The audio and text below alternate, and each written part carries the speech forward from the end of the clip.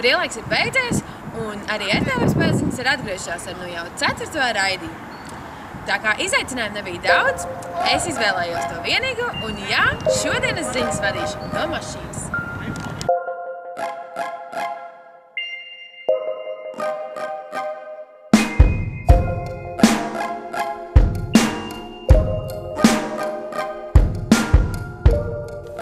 Kā jau ierasts, sāksim ar atskatiem.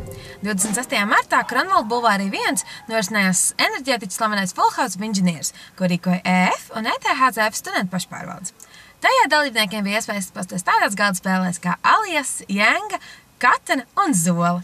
Visnopietnākās sacensības izvērtās tieši torņu būvēšanas sacensībās, kas ilga līdz pat 10 vakarā. Research Slam ir konkurss, kurā var piedalīties ik viens Latvijas maģistrants un doktorants. Šajā konkursā dalībniekiem tiek dot iespēja 10 minūtēs neformālā vidē, interesantā un radošā veidā pastāstīt par savu pētījumu. Šobrīd konkurss norit jau pilnā sparā, un no 6 atlases kārtām notikušas ir jau 4.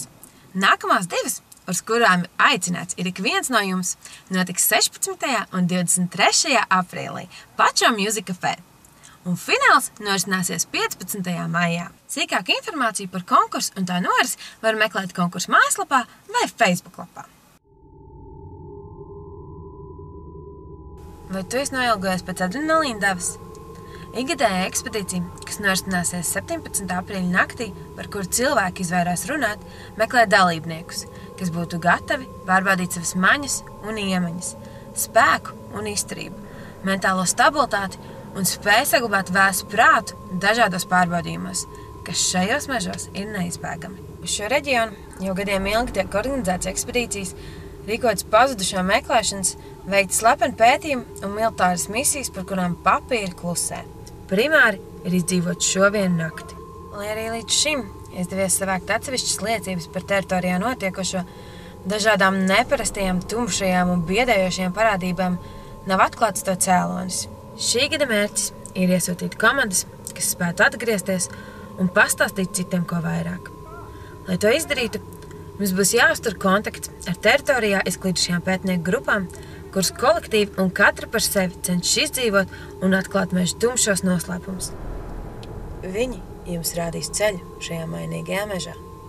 Ja uzskati, ka tev šis pārbaudījums ir pa spēkam, tad sakomplektē savu visuzticamāko komandu, kuras sastāvā noteikti iekļauj vienu sieviešu dzimumu pārstāvi. Kādēļ? Jo nav reģistrēts neviens gadījums, kad komanda atgrieztos, ja tās sastāvā nav bijusi kāda sieviete. Komandas var pieteikt līdz 13. aprīlim. Un tagad nopietnās lietas pie malas. Katram no mums viena no gaidītākajiem svētkiem ir tieši dzimšanas diena, un RTVSP nav izņēmums.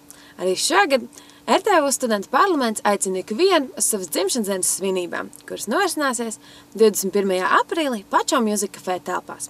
Kopīgi baudīsim priekšnesums, ļausimies deju ritmiem un vienkārši labi pavadīsim laiku. Ierašanās no 18. un sākums 19.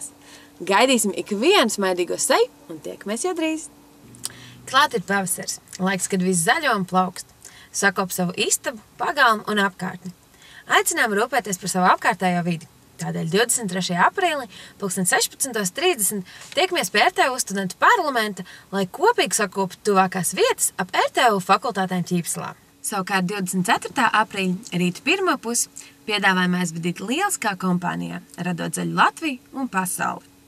Sadarbībā ar uzņēmumu Latvijas Finieres tiek piedāvāta īpaša iespēja kopīgi braukt sādīt kociņus. Tā, katrs pieliekot savu roku zaļai dzīvei. Kopīgi ar autobusu no Ķīpseles dosimies uz Skrundu, kur pie uzkodām radīsim zaļāku Latviju. Nāc, 24. aprīlī tiekamies pie RTU studentu parlamenta 8:30 un dosimies ceļā. Pievienojies, jo vietu skaits ir ierobežots. Ar šo arī RTU spēziņu 4. epizode ir beigusies. Paldies par uzmanību! Neaizmirstiet rakstīt savus izaicinājumus lejā komentāros, turpiniet spiest laiku un abonēt mūsu kanālu.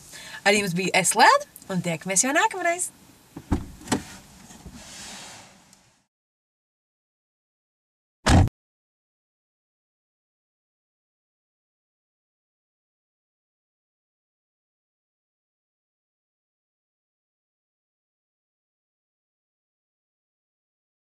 viens Latvijas doktorants un maģistrants. Nē, maģistrants. Tas maz pēpīciet.